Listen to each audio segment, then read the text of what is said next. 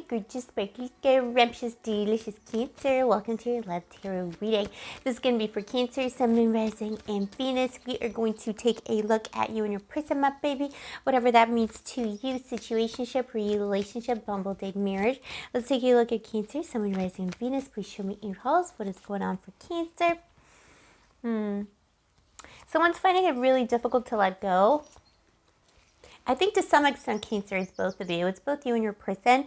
The person you're dealing with could have been like, there's something toxic about them, you know? We love the devil on this channel. This is not an anti-devil in the tarot kind of channel. But, you know, I'm not sure about this energy. I'm feeling the person, your person hasn't let go. And it could be a long process of letting go. We, you know, with these you versus them readings, baby, we assume some kind of a rift or separation between you and your person. You know, someone in the air. I feel like, you know, there's something toxic to this, though, because when this connection was happening, there was toxicity there, too. There are ties that bind in all kinds of maybe unsavory ways in this relationship as well. And it's interesting because right next to the devil is an angel, Archangel Michael, and the devil. So, Temperance. This is how they see you. Maybe they see themselves as the devil, and they told you that before.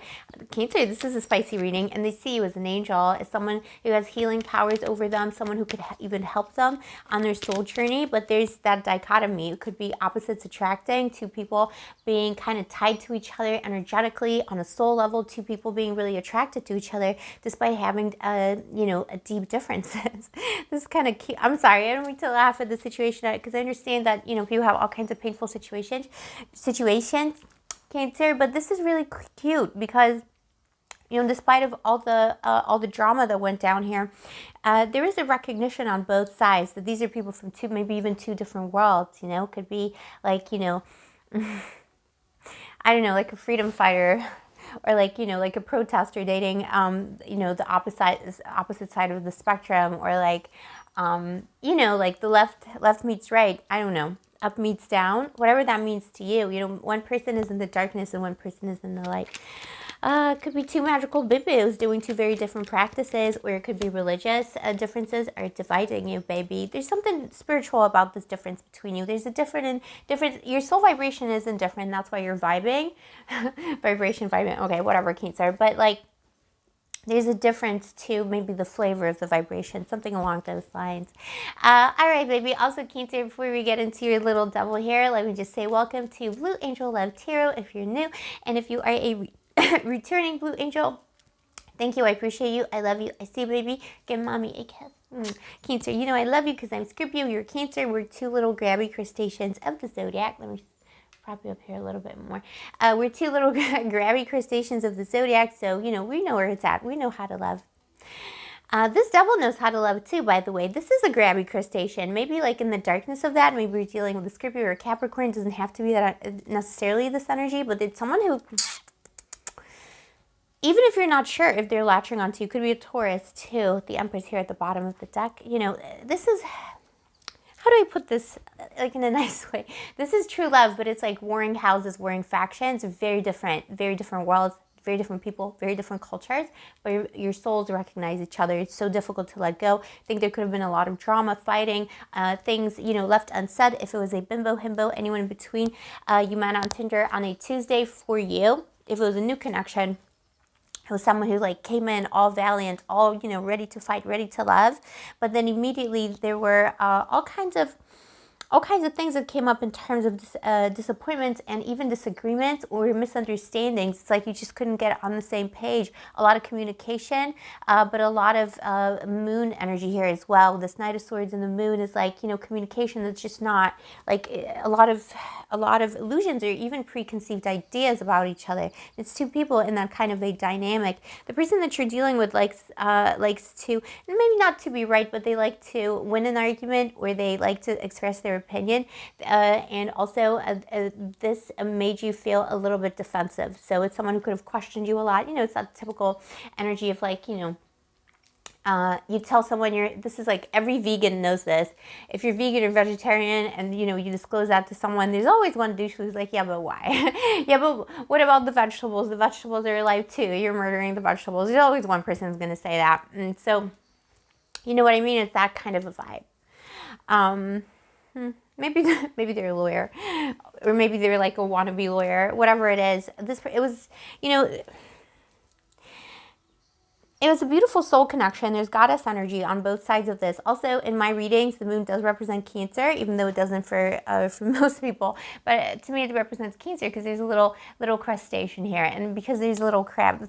My relationship with the tarot is very infantile sometimes, but if there's a picture of an animal, it belongs to that animal. That's how it goes with me. So, you know, there's Pisces and Cancer energy for me in this. So there's you know, someone who's constantly attacking maybe your beliefs or even your spirituality. Maybe there's contention here with regards to your spirituality, baby. If it was a more established connection, this is something that was going on for a long time. There's a person was always like putting you on the defensive. Let's see what their soul vibration is. I don't even know, Cancer, that this is a bad person. I know that, you know, Blue Angel Love Tarot is basically, you know, douche flute love tarot.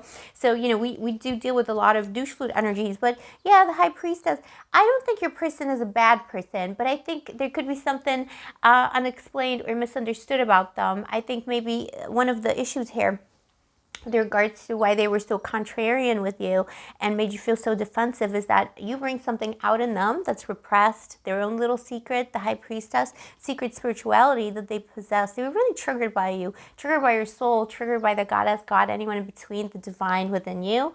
And just, you know, it made them really uncomfortable. They try to fight against it to some extent, baby. Maybe they try to fight against this love because this love made them feel vulnerable. But the love is real, baby. The love is real. It's a clumsy person spiritually. This is someone who currently, not gonna lie, they intend to move on. They don't want all the spirituality. They don't want to be reminded, you know, about having a higher soul vibration. They just want to move on in the material world, the Nine of Swords and the Two of Wands. They also are suffering a lot. This person feels trapped by you to some extent. Maybe, you know, maybe if spirituality was an issue here, this person might think that, you know, almost like this person is questioning, did my baby put a spell on me? Because I feel like I can't move on at all. They have dreams about you, and they, you know, they have these night visions. It's just like piercing their brain, you know, maybe even headaches because of you. They wish they could, they're motivated to move on because it's almost like they're saying, I can't go on like this isn't right. Like, I need to get over Cancer. And they're going to do that. In the short term, I do see this person, baby, walking away. It is a fool's journey, though, because right after, there's the Ten of Cups, a return and a reunion. But they need to go on some kind of a journey to recognize that, you know, escape is futile. But, you know, only if you want to receive them back again. Maybe in the next 10 hours, 10 days, 10 weeks, or even, you know, could be a longer process. Could be in the 10th month of the year, this person will be returning to you. Because they just can't, you know, they need to go on this journey to realize that this is a deeper soul connection, that they can't escape from it. There's something about this person that was triggered by you, baby. Like, you triggered something about them. They could have a spiritual secret, too. I don't think they have, like, necessarily many, maybe they have some secrets as well, but they're not necessarily bad secrets, you know? I don't think they're, like, hiding, you know, a husband, wife, anyone in between, although, you know your story best, baby. But they have, like, you know, a part of their soul, part of themselves they were keeping from you, maybe even keeping it from themselves. So, you know, that is an issue here. That is at stake here.